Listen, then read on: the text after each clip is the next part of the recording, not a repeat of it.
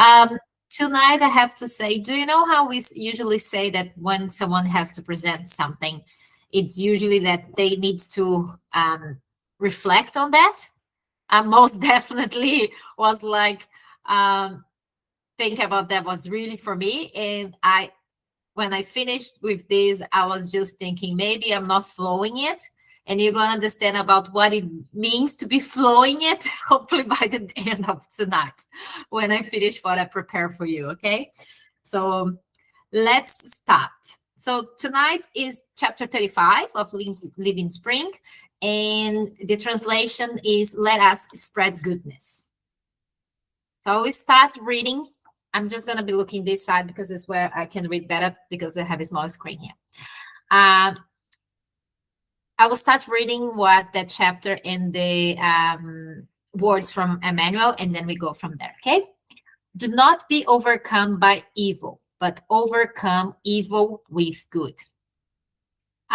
So observe that within the great home of nature, every element, when confronted with evil or disorder, so that's I like this translation that say every time the text or the words come evil, we're gonna try as evil as we always discuss here is not exist as per like that some hell and that kind of madness. It's just like a little disorder or something that's really not there yet, something that comes to inspire us to be more creative. But for the lack of a better word, let's go with evil, okay? With evil or disorder, offers the very best it possesses to restore harmony and ensure the triumph of goodness. When a storm seems to have devastated the entire landscape, the divine forces of life gather together to begin the work of renewal. When the sun shines upon the muddy ground, healing the wounds of the earth, the wind gently caresses the tree, drying their branches. The songs of the bird replaces the voice of thunder. The plain receives the flood waters without resentment, transforming them into precious nourishment for the soil.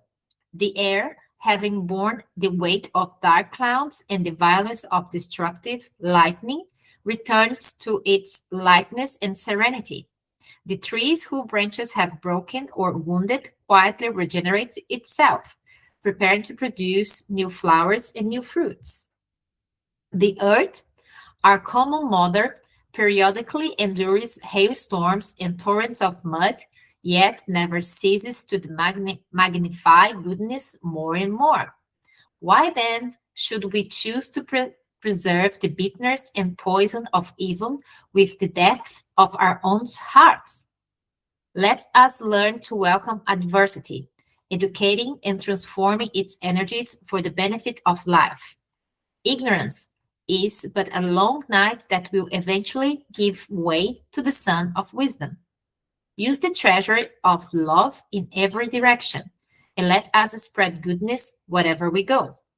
When a spring is touched by mud, it never wilts to defeat.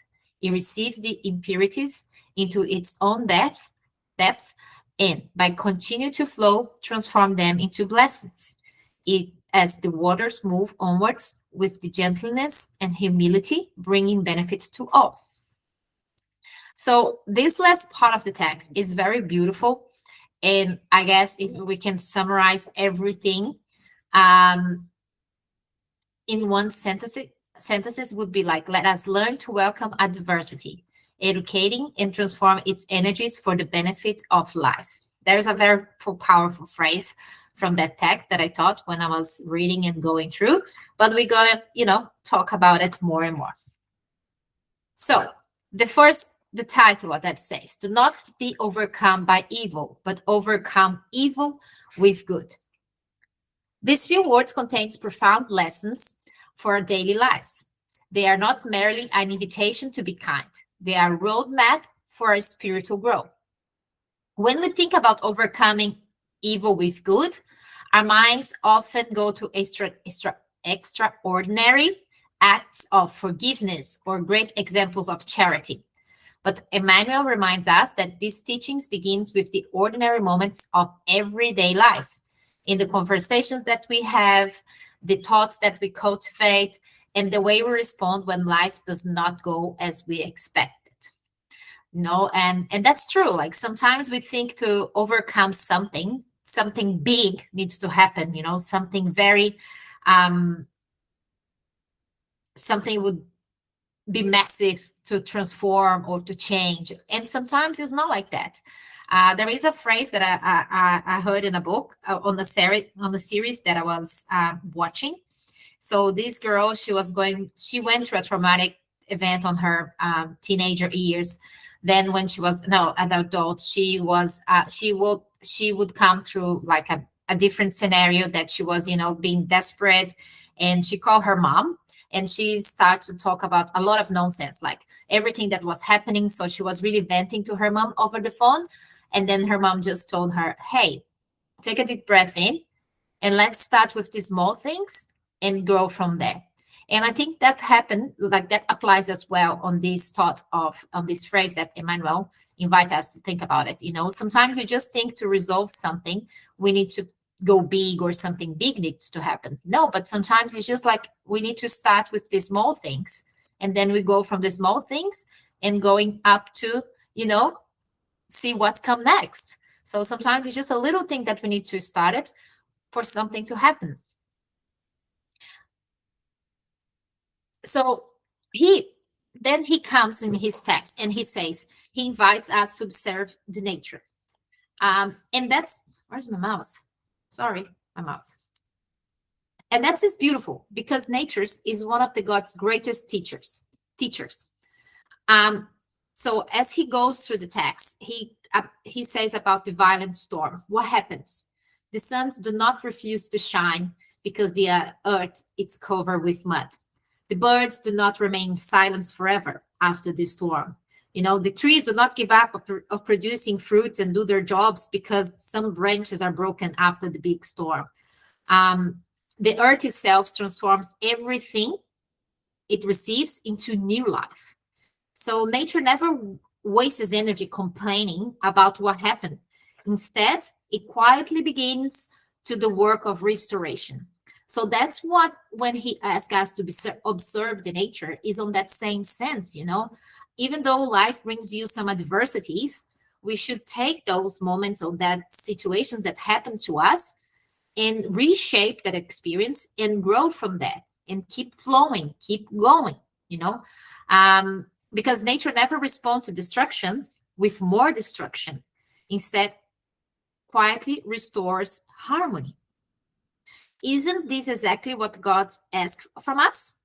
How often do we allow difficult times to define our entire days? And that was when I was thinking about it and about what I should write. And I say, yeah, definitely the lessons for me today, because sometimes I do come to thoughts about small moments of my life that I make it big in my head,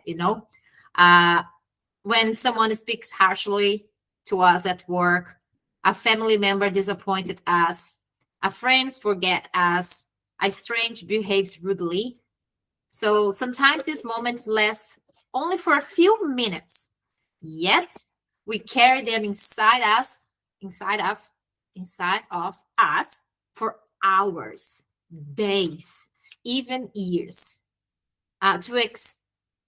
The external event may be over, no, like that moment only lasts for a few minutes, but internally we continue reliving and forever. That happened to you guys? Or it's just me? It's just me? Oh, good to know. So let me just come here first.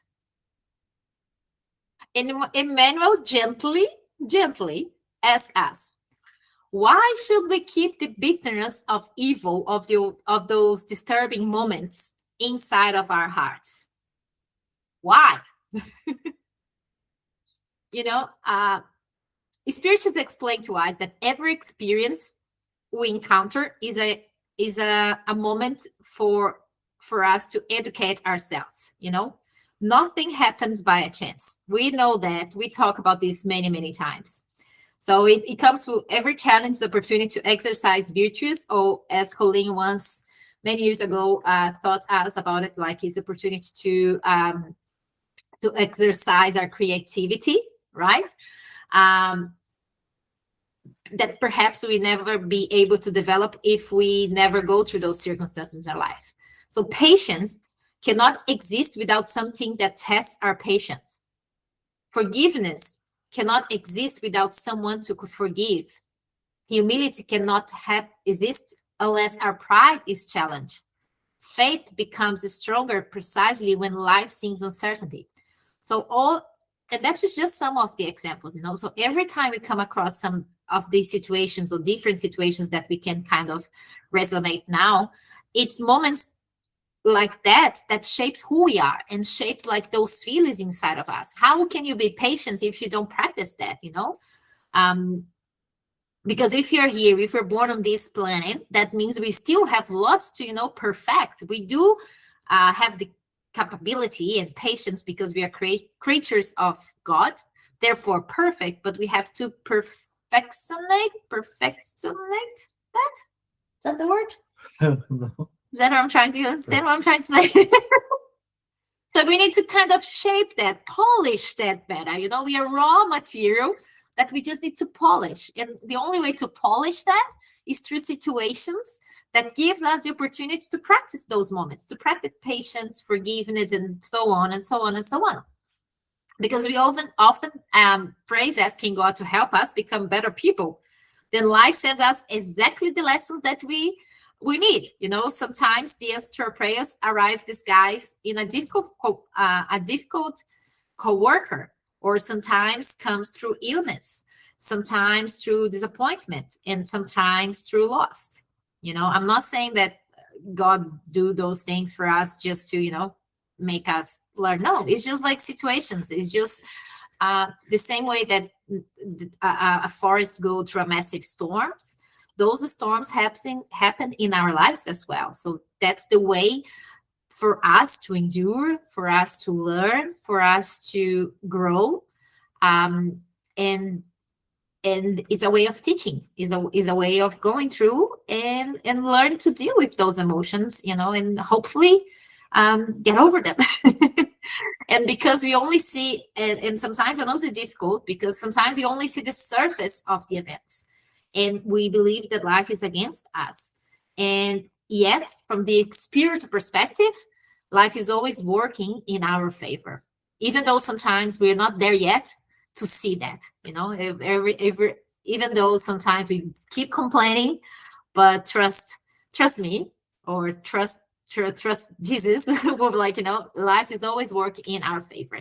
Sometimes it's us that is, sometimes it's us that we are, no, sometimes it's us that are working against us ourselves, when we're not really trying to understand the situation, we are really trying to, accept, but not life and God is, they're always working in our favor. So that comes to a question that we always talk. Oh yeah, I forgot my little picture here. So it's our spiritual growth, we grow with those situations here. We grow. So that's one of the questions we already talk a lot here in Paskin when I watch or listen to podcasts related to spiritual growth as well. That's the famous questions like, why is this happen to me? And the better question is, what is this experience it's trying to, oh, there's a typo there. What is this experience trying to teach me? Because the single questions change everything, as we already discussed here many times. Instead of becoming the victims of the circumstance, we become the students of life. And one example of that is our dear big brother Jesus. Through his passage here on earth, he was misunderstood, criticized, insulted, betrayed, abandoned, and ultimately crucified. And even on the cross, his prayer was, that's true. Father, forgive them, for they don't know what they do, and that was incredibly spiritual. It's freed you when you think about that, because his peace, Jesus' peace, did not depend on how the others treat him, but at how he understood what was going on, and I thought that was very powerful, um because that was about his connection with the Father, with God, with the Mother, with the supreme intelligence, and was one of the greatest lessons that we could take from him, because it's not about the external things, wasn't about his storm, because Jesus, when he was being crucified, he was going through his massive storm, like everything was happening to him, and he was not worried about the external uh, facts around him. He was only concerned about his connection with the Father, and even asking God to forgive people that was around, and that the circumstances brought him to that situation, and ask God to forgive them because they didn't know what they're doing it, and that was it's beautiful, so just show that the inner peace is about what's inside of us and not what's externally around us. So, oh yeah, I went ahead and said that was on my slide here, because this true peace is an inner achievement. It cannot depend upon external circumstances, because external circumstances constantly change. So that's one powerful thing for us to think about it, because and that is a common knowledge. I mean, people say that all the time, like we cannot control what happened outside us. We can only control what happens inside us and the way that we react to those things, So that's what Jesus was doing on the cross when he said that. Because unfortunately, people can disappoint us. Our plans can go completely wrong, fail, and nah. Material possessions come and go, but our spirit continues learning and evolving and moving towards God, toward that polish, as we are raw jewels, and our spirit is still going on that path of development, and being polished, being evolved, mature, have more maturity to understand, and hopefully one day we're gonna get to that point, same as Jesus, that we can really find the inner peace and not be affected by the external circumstances, and find the peace within us without depending on the things around us. And one of the thing that Emmanuel, anyone has any comments until now? Oh, good. And one of the things that Emmanuel was spoke on his text is about, he said that these springs that receive mud, the river, he was saying about the storm, and then the springs that receive mud keep flowing, and then I was thinking about that part of the text, and then I just decided to have this little experience here with you. So imagine a spring of fresh water. Okay. Sorry, I just click where I shouldn't.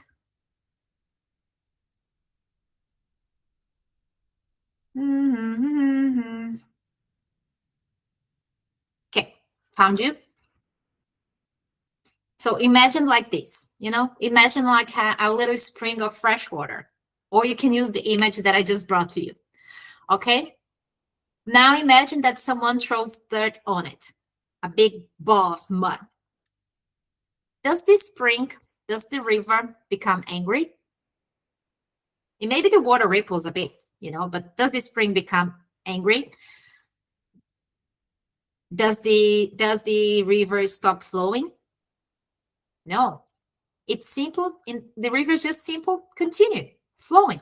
If it's a big rock that's thrown upon the river, the water just go around, you know. Little by little, the water, if we think about that little ball of mud, little by little, the water will filter the impurity until it becomes clear again. So that's one of the lessons that we should be thinking about it, you know, because if you think on that very simple reflection, how different that is from our own reactions when external things like that big ball of mud it's thrown upon the river or upon us. You know, sometimes people say things to us and negative things towards us or about us, and we replay those words 100 times in our minds. We carry them home. We discuss them with others. Gossip. Who doesn't love a little bit of a gossip, right? I'm guilty. We discuss that with others. We don't sleep well because of those big ball of mud. You know, and sometimes it was an action of 30 seconds. That took 30 seconds for that person to throw that big ball of mud on us. And we keep suffering, keep carrying that on. Instead of go like the river, just keep flowing, you know, keep going, keep your life. And yeah, and we keep suffering for weeks. Think about those moments that happened that was just short moments. And not because of what and we suffer not because of what happened itself, but because we continue feeding that feeling. So it wasn't the action itself many times, but how we feed that emotion inside of us. So the river on that little exercise comes to teach us the other way. Just keep flowing, you know, don't dwell so much on the action or feeding it. If you can go through, go around. If you know, if it kind of dirty your waters a little bit, keep flowing. So it's gonna have you're gonna filter that if you just keep going. So with that thought in mind about Yeah, I think using our analogy, it's also, for example, if you think about a dam, that's another thing. Like it would be a huge blocker on your life and your spiritual life, but in the end, like the river or the water will go through eventually. Yes, it's gonna stop you for a long time, but yeah, eventually you're gonna overflow that or you're gonna find a way around.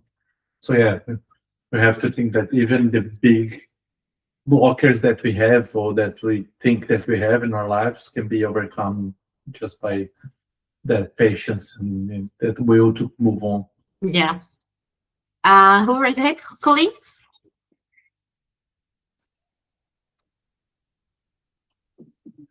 It is, as we put in the post, I apologize that it was so late today, but it is for us to see darkness or shadows in a negative way, and yet the shadows or the darkness that we hold in our hearts are needing attention. But you cannot shine a light immediately on it. If you see someone who is suffering and offer your insights or whatever it is, it often goes to no avail, because the individual themselves needs that time to sit in darkness, to sit in this space, not of pain necessarily, but needs to experience this time for however long. But in there will be the golden light. But the experience itself is vital so that each individual can find the light in their own time, find the joy and the release in their own time. But it isn't, and that is important for those that want to help others who are suffering, to be there, but to not push and to allow for the individual to sit in their darkness, but to let them know that we are with them. Yes. But the darkness and the sorrow, or whatever it is, the preoccupation with anger or frustration, it is important that we experience it. Yes, yes, it is important for our growth. It isn't until we can experience that we can sit in it, we can understand it, and the depths that we go, the futility, once we actually see the light. Yeah. Yes, but it is with grace that in time, and also God's grace, that revelation comes to each of us. Yeah. It cannot be hurried. Yes. Yeah. Yes. Same as the river, slowly filtering, slowly going through each their own time. Yes. Jackson?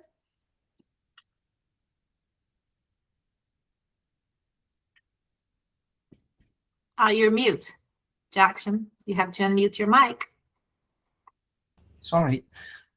Yeah, I agree with Colleen and with this good analogy. And I believe that everything is all right. Everything is in its right place. Nothing is wrong. However, so why then bothering? Why we don't just live the life, following its course normally? Why are we doing it? Why we listen to you? The answer is we are all here having an opportunity for the awareness. And it's the awareness that make us stop and think about. Is the awareness given by the spirits, given by the spiritism, that give us a help, give us an, I won't say advantage, but give us some light. So these words, these examples make us stop and think. If you had this before, 10 years ago, 20 years ago, how we would be now? Less ignorant.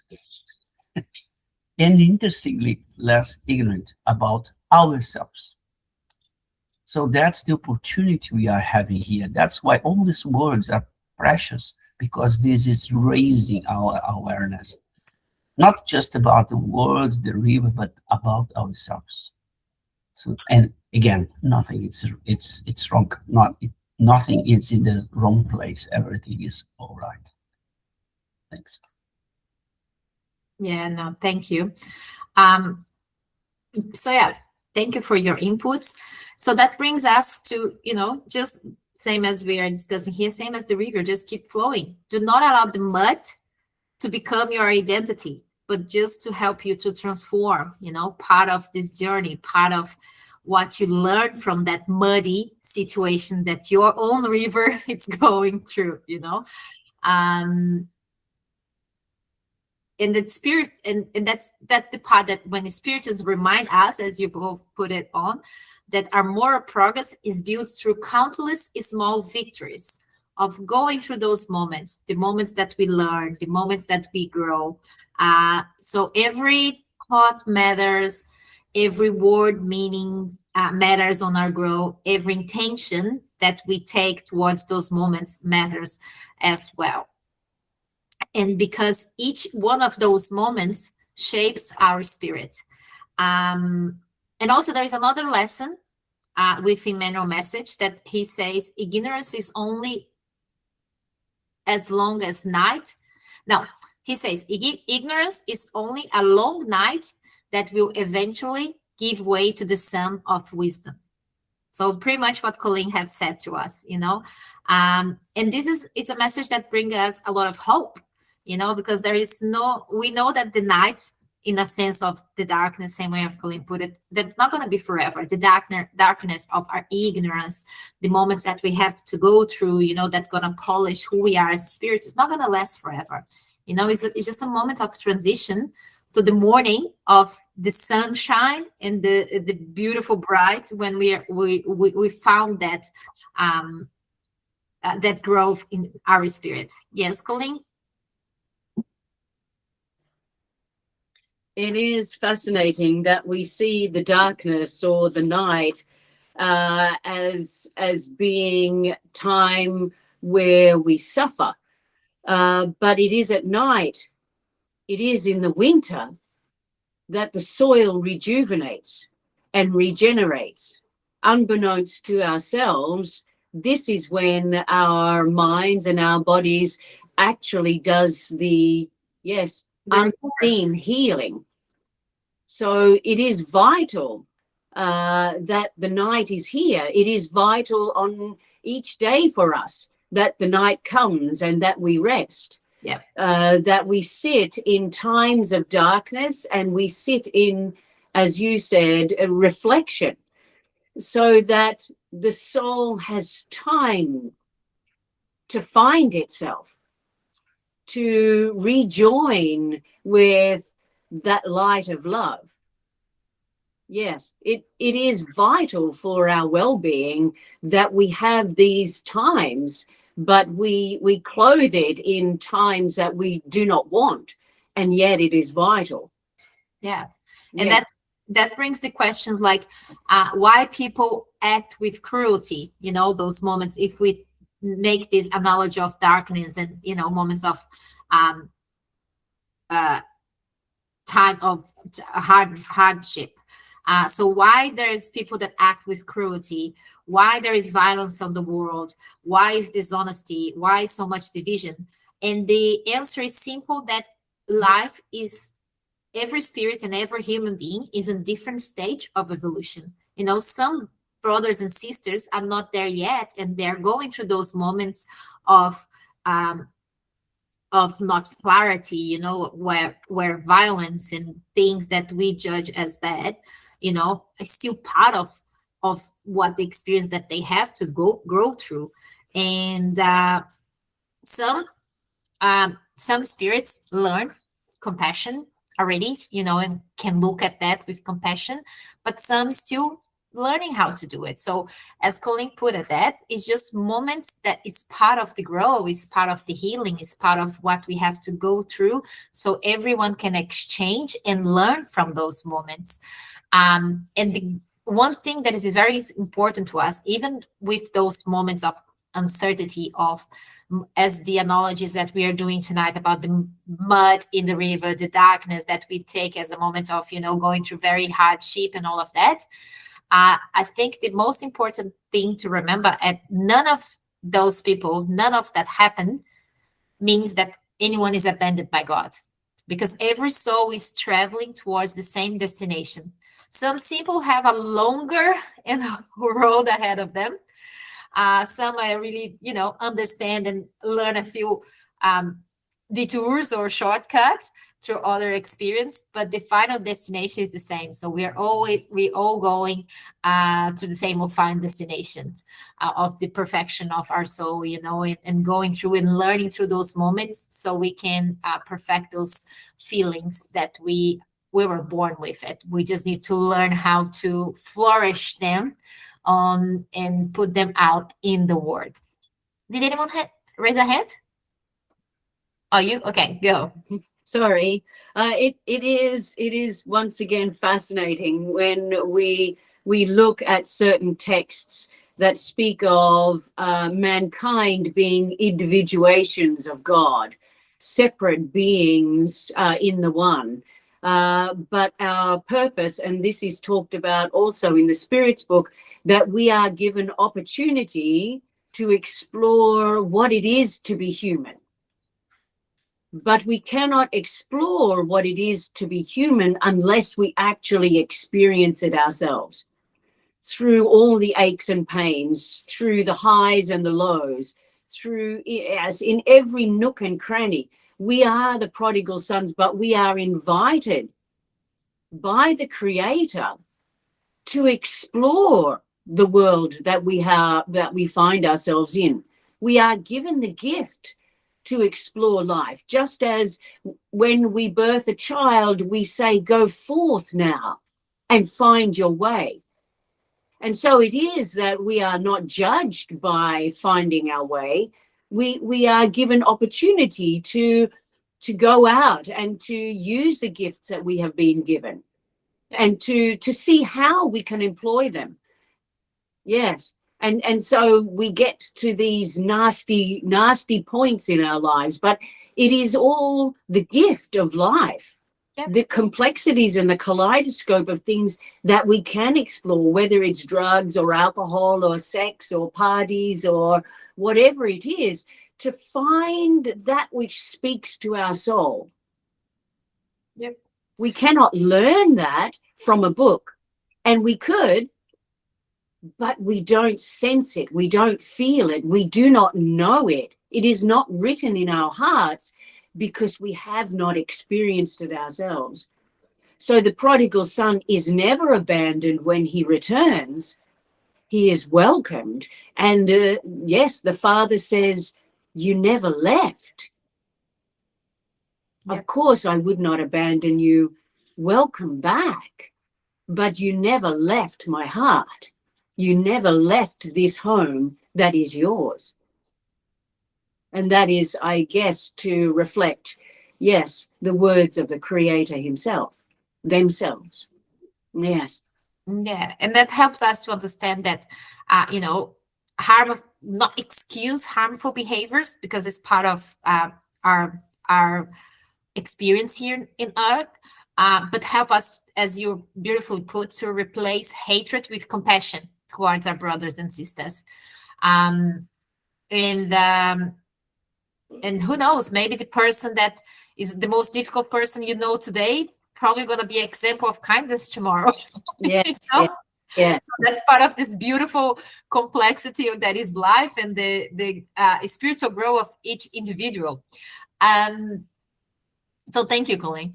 And finally, one of the messages that Emmanuel put on the text as well, that invite us to use the treasures of our love in every direction. He say on his text, love is not something we lose by giving away. It always grows. More we give, more it grows. More we forgive, the easier forgiveness become. It's practice, Some things in our life we really need to practice too. Sometimes it becomes like as a mechanical thing, but once you go through that period of practicing, and it becomes a habit, and then you can see the good that brings to your life. So the more we serve, the greater is our joy. The more we understand the others, the more peaceful our own hearts become. So this is the divine mathematics of the gospel, pretty much, Love multiplies when it's shared. As we live here tonight, maybe perhaps the simple question that Emmanuel invites us to think is like, what kind of energy am I bringing to the world? So let's all think about that. What kind of energy I'm putting towards the world? I'm just like complaining about the mud, or I'm just learning with that moment, trying to filter the impurities of that moment and keep flowing. Am I going to complain and whinge about the rock that's being thrown on my river? Or just going to take a deep breath in and, go around and learn with that difficulty to find other way so I can go to my final destination? So that's a very strong question that we have to think about it. I don't expect you guys to answer this now. It's just like a matter of keep on the back of your mind, what kind of energy am I bringing to the world? I'm adding more anger or more understanding, more criticism or more encouragement. I'm bringing more division or more peace. So every day it's an opportunity for us to answer those questions with the little steps that we do. As I said on the beginning, if we step with these small things, and then we go from there. We don't need to a massive act of kindness, a massive act of, something big to change. No, we can start with little things. We can start about take a deep breath in and not answer harshly towards someone, and little steps every day. So that can transform the energy that we're putting towards into the world. And then come back to what I said in the beginning. We cannot control what happens around us, but we control how we react to it. So we have to remember that patient, what did I put it here on my text? So every day gives us countless opportunities to answer these questions. We may remember that goodness is never weakness. Forgiveness is never defeat. Patience is never passivity. They are expressions of inner strength. They are signs of the spirit that is gradually becoming free. We may become like a spring Emmanuel describes, we may be becoming, I hope so, one day we're going to be like the river Emmanuel describes, that keep flowing, continues to bless, continue to love, regardless the mud that you may find on your way, it's just temporarily. It's just there for a moment in your path, because on the end, you will filter that and you will become greater and you will become crystal clear and you become stronger because you learn how to go through those difficult moments in your life. And you overcome, and it will be overcome by greater love. So I think the lesson tonight is about that. If you can just take that analogy of the river, because the river doesn't matter what the river finds on its way. It always finds way to overcome the difficulties. It always finds way to overcome the storms. Always find way to filter the impurities. So let's our spirit be like the river. Let's learn from the nature. Let's just learn how nature overcome difficulties and take that lesson into our hearts so we can learn to not let the external situations drive who we are, but let our inner peace, how we react, bring joy and kindness and love into the world. So this is me for tonight. Anyone would like to add or any questions or anything to add to the night? No? So yeah, maybe one day we're going to be like the little figure, with little flowing energy around us so we can, purify everything around us and be great. Always so positive and so brilliantly energized. Di, thank you. Not a problem. My pleasure. What are you doing? Jackson, you're mute. Muted. Got some energy here. Very good. Very good. Thank you very much for that, Di. Very No worries. great. All right. So, if no one else have anything to add or ask, I just would like to invite you to our final prayer with this beautiful image of a spring, a river. It can be like a little river on its beginning, when it's growing, or it can be a massive river. It doesn't matter. Take your mind where you feel comfortable. Just feel like the river, become the river, and just look the nature around you, the things that you have to overcome, the path that you have ahead of you before you find the ocean. And on this analogy, being the ocean, our final destination, when we have when we have learning, when we overcome those feelings, and when we find our peace, and we can finally say that the raw material that we were on the beginning of the creation, when God created us, now we are shining. Now we are very polished. We overcome those moments with love, with greatness, with understanding. So we are asking you, dear Lord, if you could bathe us in light and wisdom. So just like the river, we can learn to overcome every turn, every rock, every muddy situation, every storm that we find in our way, that we can learn and give back blessings, give back love. Let us clean our spirit, clean our body from energies that we don't need anymore. Just like the river, keep flowing. What you don't need, you left behind. The journey ahead of you is full of new experience. So let it go things that you don't need anymore. Let's be grateful for the teachings that brought you until now, but let's make space for this path ahead of us with more learnings, more things for us to experience. Let's make space for the new, for the light, for the wisdom, for the love that comes directly from God to you.